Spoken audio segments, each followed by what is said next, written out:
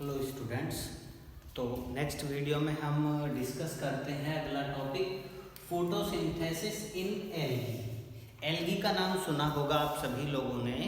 Algae जिसको हिंदी में अगर बोले तो शैवाल बोलते हैं। शैवाल जनरली हम देखते हैं किसी भी ऐसी जगह पर जहाँ ज़्यादा पानी भरा रहता है वहाँ ग्रीन कलर की एक लेयर सी बन जाती है, जिसे गांव में हम अपने एक लोकल लैंग्वेज में काई बोल देते हैं कि काई लग गई है यहाँ पर, वो एल्गी होती है। अब एल्गी में फोटोसिंथेसिस कैसे होती है, किस तरह से होती है?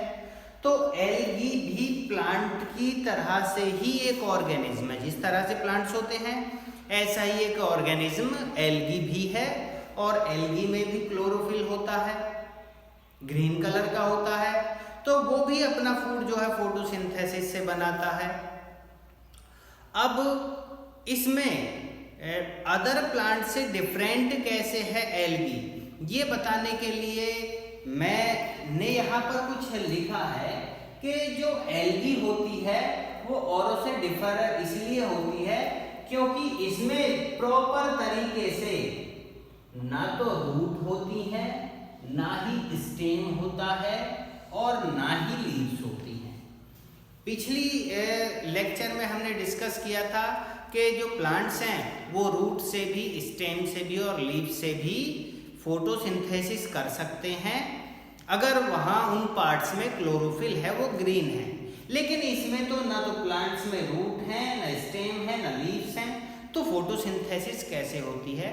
तो ये जो प्लांट्स हैं वो इतने छोटे होते हैं कि हम इन्हें डिफ्रेंशिएट ही नहीं कर सकते हैं रूट, स्टेम और लीव्स में। तो इनकी पूरी बॉडी से ही फोटोसिंथेसिस होता है और तब जाकर के अपना फूड प्रिपेयर करते हैं। तो डिफरेंस जो है वो यही है कि इनकी बॉडी को हम प्रॉपर तरीके से रूट, स्टेम और लीफ में डिवाइड नहीं कर सकते। बाकी क्लोरोफिल में प्रेजेंट होता है तो उसी से फोटोसिंथेसिस भी आसानी से हो जाती है।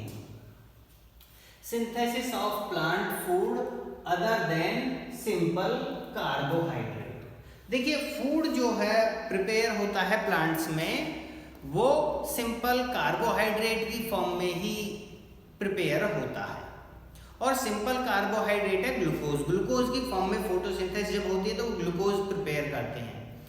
लेकिन अलग अलग प्लांट्स में ये जो स्टोर होता है वो अलग अलग फॉर्म में होता है। किसी में प्रोटीन की फॉर्म में स्टोर होता है, किसी में फैट की फॉर्म में स्टोर होता है, किसी में ऑयल की फॉर्म में स्टोर होता है, किसी में किसी अदर तरीके से विटामिन्स, प्रोटीन्स अलग अलग तरीके से स्टोर होता है। तो ये जो है अलग अलग प्लांट के अपने अपने कैरेक्टर होते हैं कि वो किस फॉर्म में अपने अंदर फूड को स्टोर कर सकते हैं। अब ये जो फोटोसिंथेसिस की प्रोसेस होती है इसकी इम्पोर्टेंस क्या है, क्यों होती है, क्या रोल है इसका?